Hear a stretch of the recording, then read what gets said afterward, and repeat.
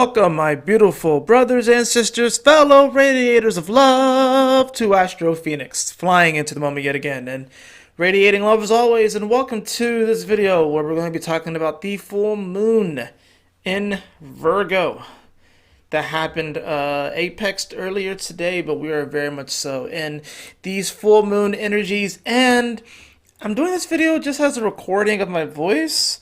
I'm still going to draw cards and show you guys that in this video, but I know I said something about doing a live, but I honestly don't, I'm not really feeling up to doing a live at this moment. Maybe tomorrow I'll do something.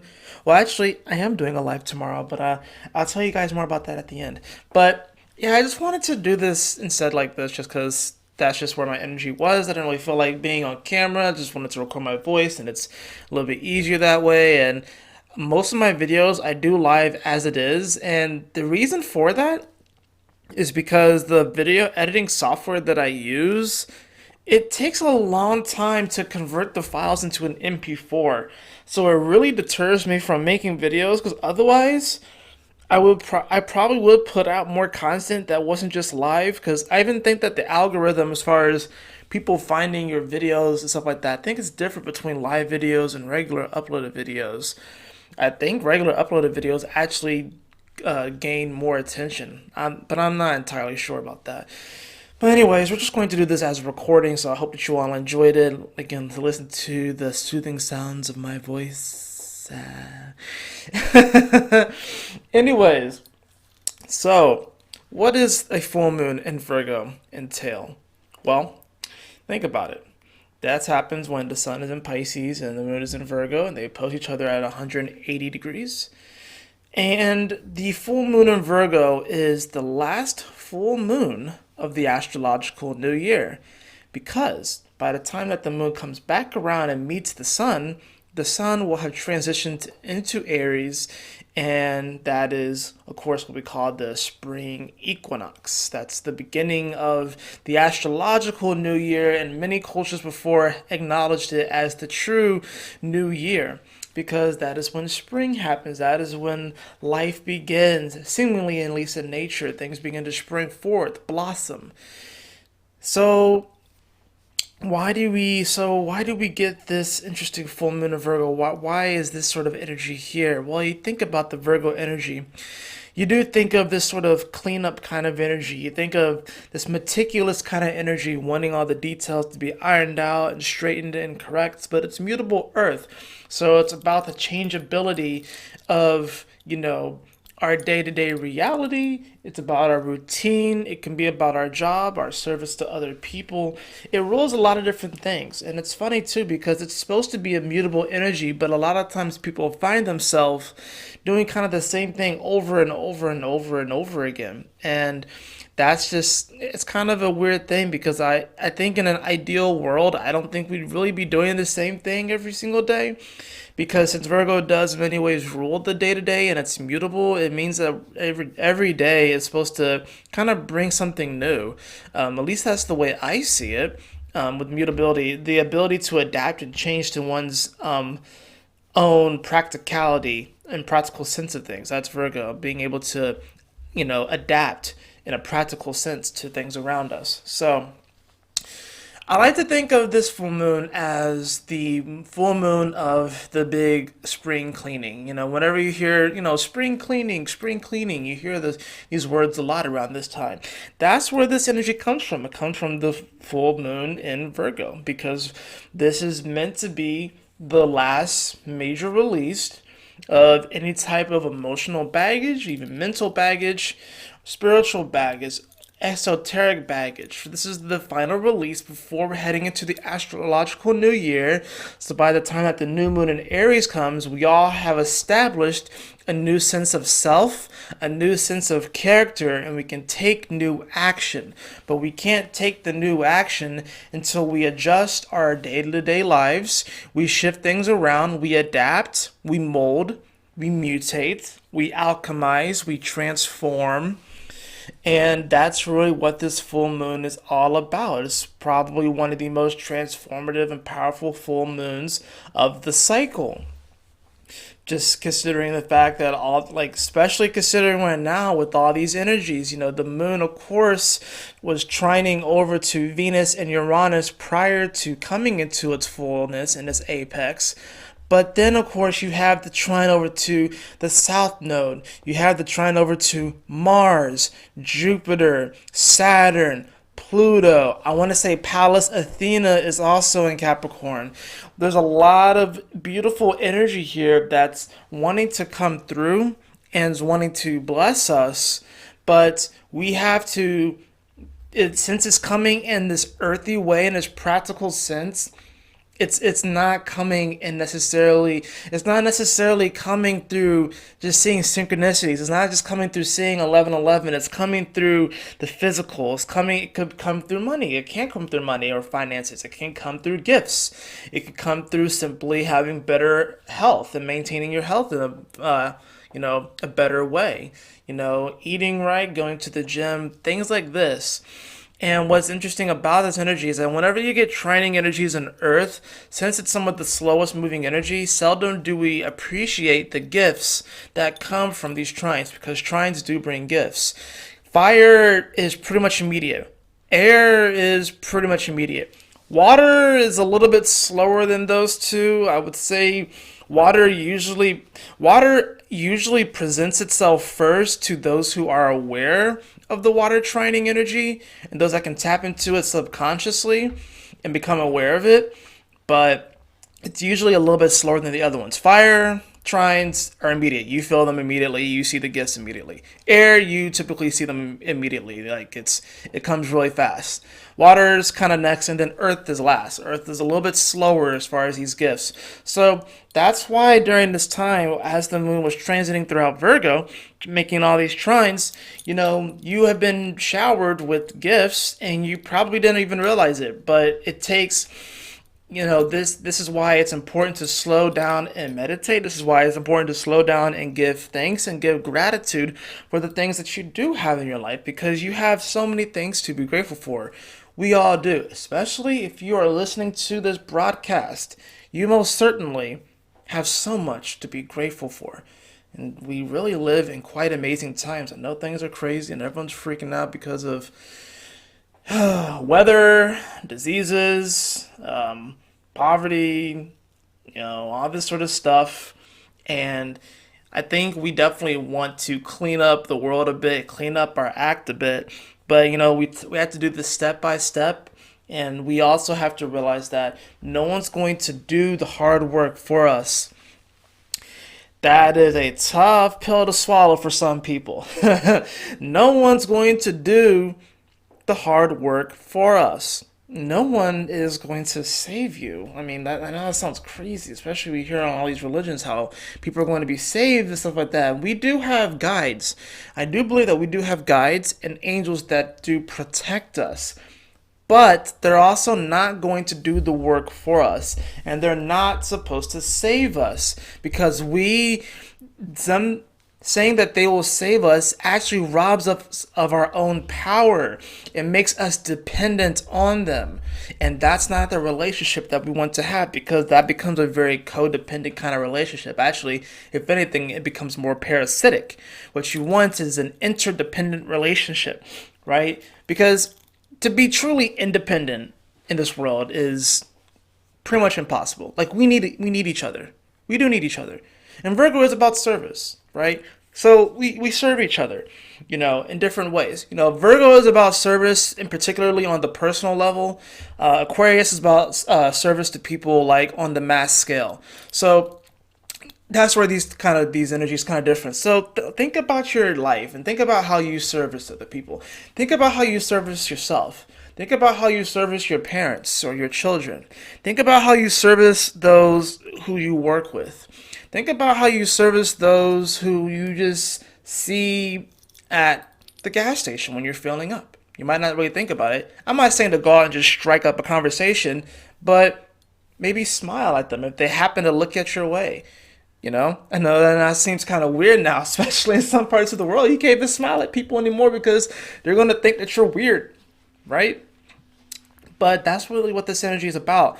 I think if we took the time to radiate a little bit more love and show a little bit more compassion by simply flashing people a smile.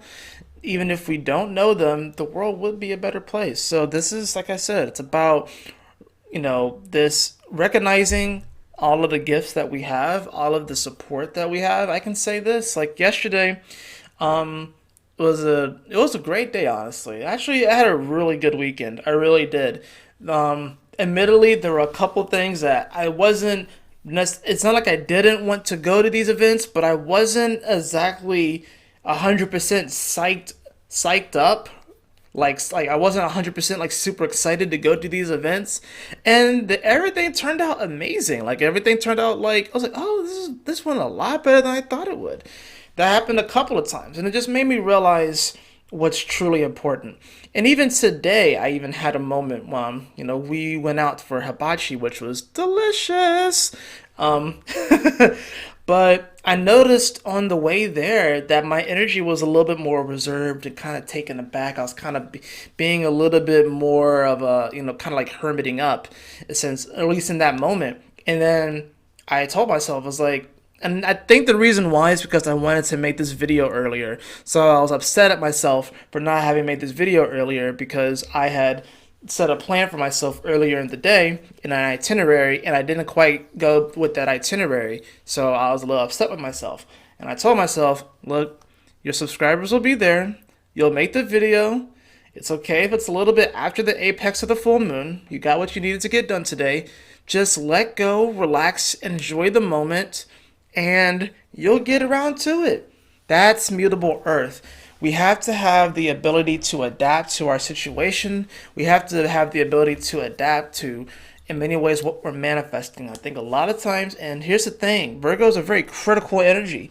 So with the full moon in Virgo, we're releasing criticisms. We're releasing criticisms because the only way that we're going to create a new persona, a new character, a new sense of self by the time the new moon in Aries comes is that we have to release these criticisms.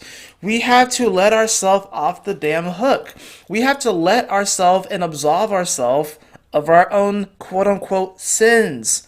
We got to let ourselves out of jail. Right? Pisces and Pisces energy in many ways rules jail. But the full moon in Virgo is it's like a release from that. You got to let yourself out of jail sometimes. All right?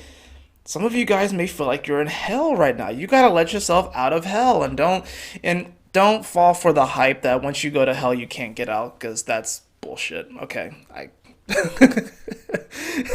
That's bullshit. First of all, when it comes to that sort of stuff, heaven and hell, I do think that these places exist, but I think it's more of like a mental state.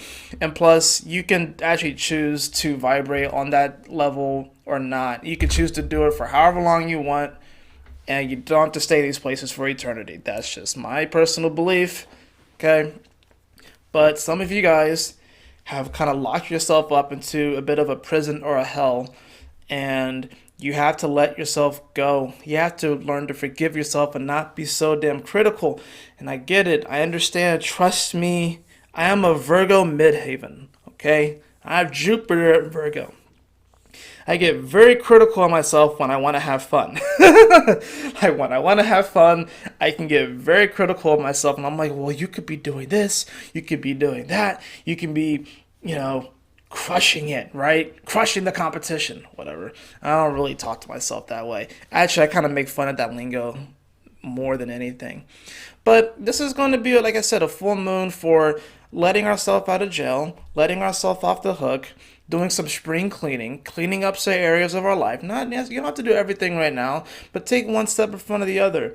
So it might be a good idea to kind of write things down because, Virgo energy is ruled by Mercury. Now, albeit Mercury is still retrograde, so maybe it might be a good idea to wait until Mercury comes direct, which, actually, wait a minute. Did Mercury come direct already? Because I think it comes direct very soon. I need to look up on the Planet Watcher, actually. Hold on, give me 1 second, guys, because I'm going to say that Mercury is coming direct very soon, if it's not already direct.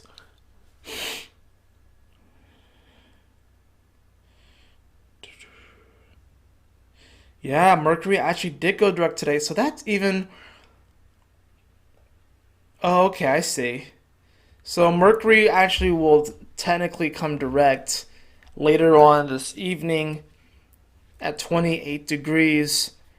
The moon, when Mercury comes direct, will be at 26 degrees of Virgo, making a quincunx to that energy, coming off of the trine to Pluto, and will be pretty much in between Pluto and Saturn. There's a trine there. So there's this element here of, and what's great about this energy is that with Mercury being here at 28 degrees and the moon will quincunx it at 28 degrees, which I like to call the awkward stare from across the room. It's, it's sort of us not realizing how good we have it, because it's not the opposition, so it's not like we are super aware of the conflict with the quincunx, and it's also not the trine where it's like the gifts that are being given or proposed to us. So with it being at 28 degrees, this is a manifesting degree. You bring the 2 and an 8 and you bring a 10. So it starts a new cycle. It's a manifesting degree. It's actually taking something that was once an idea, once in just an imagination, once was just in the spiritual ethers. It was just, okay, I mean, of course, we're all energy waves, but was once just an idea and actually taking it and manifesting it. So there's going to be a moment really after, pretty much right after I post this, it might be right as I'm posting this, where there's going to be this opportunity to manifest something. So this might be a good time to kind of write down, what are some goals for yourself that you want to set as far as how you want your ideal day to go. I think that's actually an interesting thing.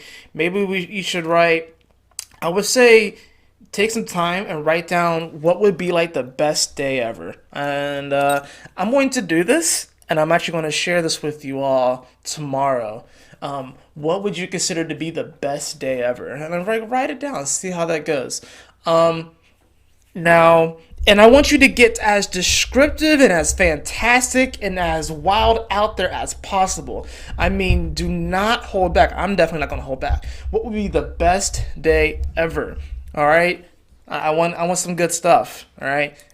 And now we're going to do that one, but we're also going to write a list about what are things in our current lifestyle that we would like to change, and maybe even come up with some steps to actually move forward. Because the thing about astrology is that, yeah, it's cool to talk about the planets and what they're doing, but if we're not actually applying this information and this knowledge, then why are we doing this work? Why are we studying? So we're going to do one because, and this is mainly going to be spurred by the fact that the sun was really close to Neptune during the full moon. It was like right on top of it pretty much. So we're going to write about what would be the most amazing, fantastic, best, just wild out there day ever. But then we're also going to write one about,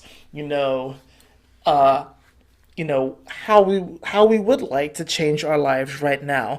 And I know this may seem weird because one may seem a lot more fantastic and a lot more fun than the other one, but you'll probably come to realize the synchronicities between these two writings that you do. I'm going to do this. You don't have to do this, but I recommend it because I think it'll be fun. But I'm going to do this. Yeah. This is definitely going to be a very powerful full moon. Like I said, it's the last full moon of the astrological new year. Last full moon of the astrological new year. A major release point of all of these different emotions that we have not released up until this point from all the other full moons, beginning, all the way back during Aries season last year. So that's the big deal right there. Yeah, because that's when it does begin during Aries season, because you get the full moon in Libra and then so on and so forth. So you get the Virgo as that last one. So here we go. We're going to take a look at some of the cards for this full moon transit, and this is just going to be a basic reading for everyone. So this is what we got here. So the first cards that we drew here, we have the Five of Pentacles. We also have the Ace of Cups and the King of Cups upright. And we also have here the Queen of Swords. So This is an interesting energy here. We are really, with the Five of Pentacles, it shows this individual who's on the outside of a church. And what's interesting is that it looks like she actually has wings, like kind of hidden beneath her hair. So maybe she kind of feels like, maybe this is sort of some sort of fallen angel kind of energy. But this is like the card of depravity. It's the card of not really feeling ourselves. It's the card of, not feeling like we're worthy to be in the party. And it's funny because I actually drew this card earlier today in a different deck. If you go to the Daily Shooting Star for March 9th for today, I actually drew this card and here it comes up again. So there's really this sense of lack. There's a real sense of, not feeling worthy. But look what cards follow it. You have the Ace of Cups and the King of Cups. The Ace of Cups is amazing because this is about an emotional revival. This is about like new emotions, new feelings, new dreams. This is definitely a beautiful thing. You got the lotus flowers here, sparking off, just kind of washing away all of the gunk and the not good stuff, washing away all of those decrepit thoughts of ourselves, washing away all those thoughts that are deprived of any sense of self-worth and value. And then of course you have the King of Cups here, which could be a person, but I'm feeling more so the King of Cups is like this fatherly figure that has utmost compassion and understands your situation and is willing to allow the little girl or this maybe even fallen angel to come back into the party. I think sometimes we almost feel will gatekeep ourselves. The Five of Pentacles is kind of like a gatekeep. It's like a gatekeeping card because sometimes it's like either we weren't invited to the party or we just don't feel like we're good enough to get into the ball, and we feel like we have to do certain things to impress the people or to get an invitation, whatever like that. But the King of Cups, first of all, is giving you the invitation because shoot, it's probably a surprise birthday, if anything. Like, it's like, if anything, it's probably a surprise birthday. Happy birthday, by the way, to all the Pisces out there. But yeah, the King of Cups is this compassionate figure that's willing to accept and embrace the individual who's on the outside of the church, who's on the outside looking in. You are not an outsider, you are an insider. Don't you know that love is an inside job, beloved? Think about that. Love is an inside job. And next, we do have the Queen of Swords here, which was, I want to say this was actually the card that was at the bottom of the deck. I took pictures of these before I recorded, but I wanted to potentially draw more cards afterwards, so I need to actually go back and see. Look at this. I'm like all over the place right now. I should have been a little bit more on top of it, but it is what it is. So, excuse me, the card on the bottom was actually the Queen of Wands. So we had the Queen of Wands energy here too. And this Queen of Wands kind of underlying this energy of the Five of Pentacles, the Ace of Cups, and the King of Cups. The Queen of Wands is here is saying it's bringing a sort of masculine like energy to the feminine, while the King of Cups is bringing more like a feminine like energy to the masculine. So I think our masculine energy is wanting to be a little bit more compassionate and softer with this full moon, while our feminine energy wants us to have a little bit more fire and a little bit more passion, a little bit more forward moving energy. So it's actually, I think the Queen of Wands is really being honest and direct about the emotional healing that's going to be happening, but also is encouraging us to go for it and to actually hold space to manifest, because that's what the feminine energy does. It holds space. But it's like sometimes we don't even go after, sometimes we don't even get to that level. Sometimes we don't even give ourselves the opportunity to hold space for things. So this is why it's important to kind of structure your day in a way to where if you really are wanting to manifest something, that you give yourself the time to do it. Say, for example, you want to be a musician, you want to play the guitar. Sometimes we actually have to work to create the space just to practice the guitar. Maybe you have a bunch of other obligations. Maybe you have kids or something like that. Maybe you want to pursue an old dream of yours, and people may think that you're crazy and weird for it. The Queen of Wands energy is this sort of thing where you will just set a timer for yourself for 15 minutes a day, and you actually create the space first needed so you can actually practice. And then the King of Cups energy is going to kind of take that masculine energy, and it's going to show a little bit more compassionate towards it, to where it's going to be like, all right, just creating the space is a big step with that Queen of Wands energy. And then the King of Cups energy is going to like, all right, now that you have created the space, don't be so hard on yourself during this creative process. Allow yourself to move. Allow yourself to flow. The King of Cups is a very flowing energy. Allow yourself to go with the flow. But also, the Queen of Wands is wanting you to be a little bit selfish right now and actually go for it. It's like, you know what? Create the time needed so you can feel better about yourself. Going back to that Five of Pentacles. Create the time needed to feel better about yourself. We can be in a position where we may not feel great about ourselves. We may not feel like we're worthy, whatever like that. And we may have the idea, oh, maybe I should meditate more. Or maybe I should get into yoga. Or maybe I should read a book about self-help or whatever. Or maybe I should do this, And we just constantly kind of like flirt with the idea. The Queen of Wands doesn't want... The Queen of Wands... The Queen of Wands doesn't really like foreplay. Maybe the Queen of Cups likes foreplay and shit. But the Queen of Wands isn't really a foreplay kind of gal. She wants to just go for it. So don't be like, don't, when you're creating the space to be creative, because that's an important thing. Just making sure that your space is clean and you're creating that pure space. That's another thing. If you really want to get into the creative energy right now with this full moon in Virgo, or even just before the new moon in general, clean your space, clean your apartment, clean your house, clean your office. That's really going to be powerful.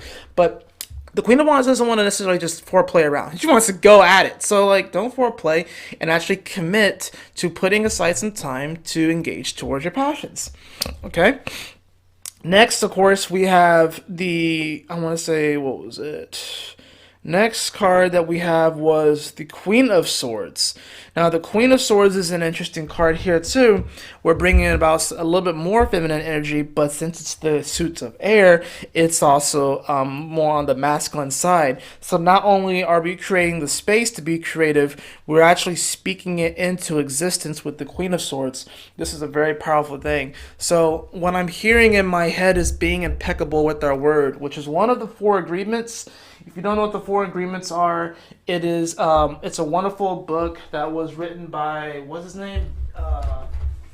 Don Miguel Ruiz. Very good book. I actually need to go back and finish reading it. But essentially, there are these 4 agreements of how to live a better life. I highly recommend this book, and one of those is to be impeccable with your word. So the Queen of Swords here is actually wanting us to be impeccable with our word.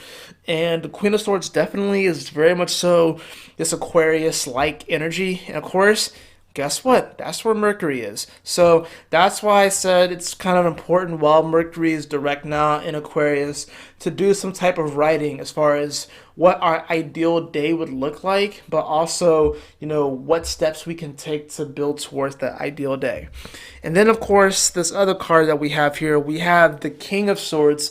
I think this is very interesting, as these are the last few cards, at least in this particular spread, because this King of Swords is reverse, meaning that he has a decision that he wants to make and wants to direct his life towards, but he doesn't know which way to go. And I think what's happening here is that he's kind of bouncing back and forth between the Queen of Swords and the Queen of Wands. I think what's happening right here, maybe the King of Swords maybe the King of Swords has the hots for the Queen of Wands, and then the Queen of Swords is like, yo, you're mine. We're the same suit. Why are you gonna go for the Queen of Wands? Well, air, he's probably wanting a little bit more passion and stuff like that, bringing that fire with the Queen of Wands. I'm making this like a soap opera or something like that. So maybe, maybe the Queen of Wands is like, spicy, and that's what the King of Swords wants, and now he's doubting his relationship to the Queen of Swords and doesn't know. So just like that, you may be doubting your relationship to maybe commitments that you have made to yourself, maybe verbal commitments that you've made to yourself and to other people. And now that another situation maybe has come with the Queen of Wands, whether it be a person or maybe an event or an opportunity that seems spicy and fiery, and very much so, isn't wanting to engage in foreplay. It's like they really want you. Now it's kind of bringing up some confusing kind of energy for you. I don't necessarily think I don't think you can. I think you could honestly have both, and I'm not saying in this case that the King of Swords is gonna end up having the Queen of Swords and has the Queen of Wands as like a, as like a side piece or something like that. That would be very interesting. Just playing out this whole drama in my head like it's like a soap opera or something. But I think this is like almost like the Queen of Wands is wanting to teach the King of Swords, because we also have another king in here. We have the King of Cups. We have two airs. We have a fire and a water. So there's definitely this miscommunication between masculine and feminine when it comes to the air-like quality, when it comes to vocalizing and expressing our character, who we are, and what we're about. So you have the King of Cups that's wanting our masculine energy to be a little bit more fluid and allowing, like water does. And it takes up the space of that container. So it wants, and water, like, it holds energy, it holds memory. But then the Queen of Wands energy is also kind of wanting the feminine energy to not necessarily be as indecisive. And the thing about Aquarius energy too is that a lot of times Aquarius will undermine their own happiness for the happiness of the collective. The Queen of Swords is a very powerful and amazing ruler. She really is, but a lot of times that she will sacrifice her own happiness to serve the people, and you can't really do that. So I think what's happening here really is that probably what happened here was that the King of Wands or the King of Swords probably fucked around and messed up. Probably fucked around and messed up, Maybe he had to go off on some sort of adventure by himself, whatever like that. He met the King of Cups, or maybe he met the Queen of Wands, whatever like that. Maybe he cheated and shit. And then the Queen of Swords got pissed off, you know, and because of that, maybe she kicked the king out of the castle. So the king had to like wander around. And then he probably met the King of Cups, right? He probably met the King of Cups, who actually had to teach him how to be a little bit more allowing, passionate, whatever like that. I think what's happened with the Queen of Swords is that she probably had some cool ideas that she wanted to implement, and maybe the King of Swords didn't really let her do that. Maybe there's an aspect of you that didn't really allow yourself to express itself. And I think really you can see that in society right now, where the feminine energy has been suppressed for quite a while. And now that we have these cards like this, it kind of even shows that. It shows that the feminine energy is becoming fiery, and it's showing that the masculine energy is becoming quote unquote softer, like water, which softer isn't. I think this may sound a little controversial to some people, because we're getting into gender politics now, which is, I didn't think I was going to get into this shit, but I don't think softer is a bad thing, because I think sometimes people, especially men, like to associate soft with weakness, and that's not really what it is. It's definitely not. You ever been hit by like a wave or something like that? Water is not soft either. It really isn't. I use that word because water, it can be as soft as like just it's something that we all need to survive, but it's also something that can take your ass out. So we have to learn how to channel it properly. And I think that's what the King of Cups is wanting to teach the King of Swords. I think the King of Swords and the Queen of Swords, I don't necessarily think that in this reading they're actually people. I think they are different expressions of of speech, and I think they're different expressions of just the way that I think it's different expressions of, I think it's, how the male energy expresses itself vocally and how the feminine energy expresses itself vocally. I think that's what these two cards represent. Then you have the King of Cups, which is talking about, kind of the direction that's going. And then you have the Queen of Wands, which is kind of the direction where it's going. So maybe that's what's happening here. Maybe there's this interesting energy where the water and the fire are kind of like, almost like creating steam and stuff like that. And it can also, when you think about it, I mean that's how islands are formed too, with the lava coming out, and then it hits the water and it creates land and creates earth and stuff. But there's this interesting miscommunication going on between the Queen of Swords and the King of Swords. So we'll see if we can get that worked out. I'm going to draw some more cards. That kind of went in an interesting direction. I wasn't really expecting that, but I think I read it that way because this deck is like like an anime deck, like a manga deck, so I had to go a little dramatic with it. But let's just draw a couple of more cards to kind of see what's going on. Then we'll draw an oracle card and then get out of here. So, well, would you look at that? Oh, well, would you look at that? Oh, well, would you look at that? Okay, here we go. So, for the last three cards, we have the Fool, we have Justice, and we have the Eight of Pentacles. All right, here's what's going on, guys.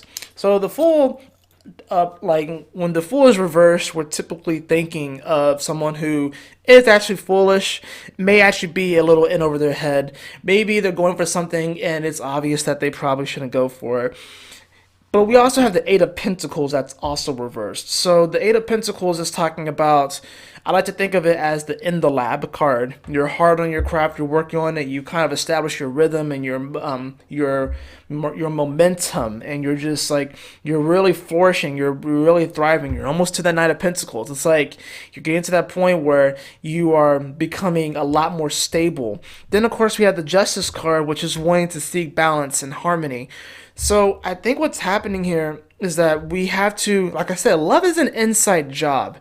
Love is an inside job. So I think what's going on here is that, especially when the moon enters into Libra and begins to square all of this Capricorn energy, and I'm pretty sure it'll make a trine to Mercury before Mercury goes into Aquarius. So that's going to be interesting. That squaring energy, we're really going to feel it. So we may actually feel foolish for going for something that we really want to do.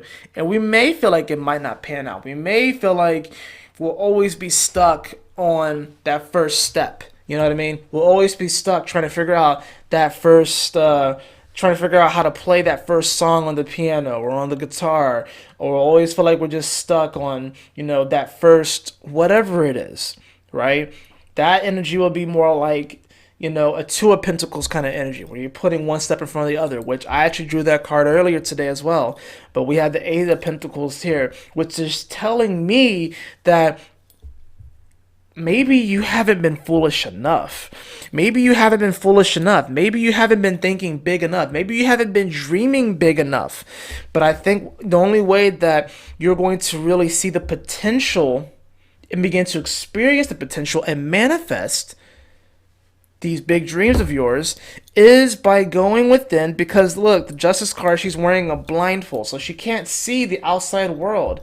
She judges, based off of feeling in many ways, which is funny, and based off of her other senses. She doesn't see, okay? So that's a huge thing. You have to go within, beloved. You have to go within and ask yourself, why you do the things that you do, why you want the things that you want. And also finding things that where the work becomes play, because the Fool just wants to play around and have fun. The Eight of Pentacles is like a hard-working card. You're like in the office, you're in the lab, and you're working hard, and sometimes it just feels like you're just pushing out pentacles. Maybe you're just like on an assembly line. It can kind of feel like assembly line-like energy. But if you're doing what you love, it ain't gonna feel that way. So you gotta be honest with yourself. You got to be honest with yourself. And you can't really pay attention to the outside world because the Justice card, like I said, with that blindfold, you really don't want to pay attention to that outside world. And we're going to, of course, get one more card here. I'm going to draw a Sacred Geometry Oracle card to end this off. This actually ended up going a little bit longer than I thought, so. But that's all good. That's all good. The card that we have, wonderful. I love it. We have the card of healing. The card of healing. The frequency of healing supports our intrinsic ability to restore our health and wholeness by consciously using the information that comes to us through our senses and harmonizing everything accordingly. This is about everything being in alignment. That's essentially what healing is. Healing is alignment. Because listen to this as I read this. The frequency of healing supports our intrinsic ability, so it's natural, we all have this ability to restore our health and wholeness by consciously using the information that comes to us through our senses. So information that's coming through our senses, right? All of our senses, not just the 5 that they told us, because we have more than that. And harmonizing everything accordingly. This is about alignment. That's how we heal, is by getting into alignment. A lot of times we feel misaligned. We feel a little crooked. This is about coming into alignment. So I think the card of healing is an incredible thing for this full moon. It's exactly what we need. Like I said, Virgo is very much so about health too. So the fact that we're dealing with the healing like energy, and I got this card as another sign that this is a major release point for all of us. We're heading into a new astrological new year in a short couple of weeks, and it's definitely going to be a very powerful one. It's like 2020 hasn't really begun. It really hasn't begun until the sun hits Aries.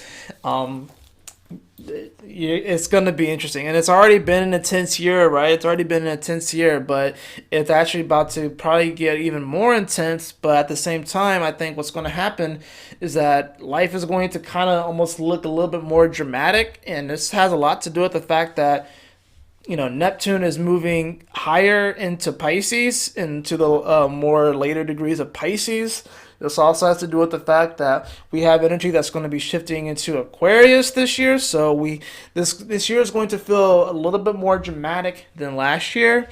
But at the same time, there's going to be such a great amount of healing that's going to come from this full moon that if we take this and run with it, activate it, and step into alignment, however that looks for you, I might have to make a video on alignment one of these days, then you will find yourself really in this beautiful place where, not that there's not going to be challenges, not that you're not going to get upset, not that you're not going to be on the healing journey, because the healing journey, we're constantly going to be healing. We're constantly going to be looking for what feels best, and we're going to be constantly, be looking for alignment.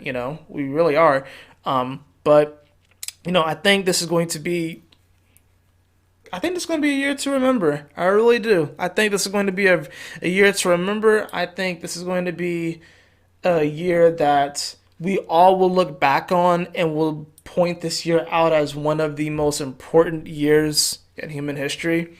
I don't know if anything major, like event-wise, will happen. I just think that we will just know consciously that this year was super fucking important. And, the fact that you made it here, like, bravo, this is amazing. And especially for your soul and all the sort of things that you're releasing with this energy. So not just from this, this is also past life stuff that you could be releasing too. There's a lot of stuff that needs to be released, a lot of things that needs to be healed, a lot of things that need to get into alignment. But the fact that you're here and you're experiencing these energies like this, at least here in the physical, is a very important and powerful thing, and that's something to seriously be grateful for. Anyways, that's going to do it for this full moon in Virgo video. It went a little bit longer than I thought, but that's okay. But anyways, I hope that you all enjoyed it. I hope you all enjoyed the format. Hopefully, I can find another video editing software that works a little bit better. just a couple of quick announcements. Of course, I'm going to do the Shooting Star Daily tomorrow, but I'm actually going to be doing a video with the Peace Dealer tomorrow too. So I don't know exactly what time that is. I'll probably announce it in the Daily Shooting Star when I upload that in the morning. I'm not sure whose channel we're going to do it on. I'm not sure if we're going to do it on my channel or his channel. I'm going to propose that we do 2 videos, one on his channel, one on my channel. So maybe we'll do this video tomorrow. Maybe we'll do another video at like a later date. I'm sure he'd be down for that. But be on the lookout for that. That's going to be really fun. I've done a couple videos with him, so we always go in. It's always fun. And I also have some other people that I'm going to be wanting to collaborate with soon. So be on the lookout for that.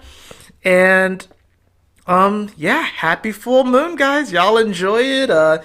Stay blessed, and I will see you all next time. Peace.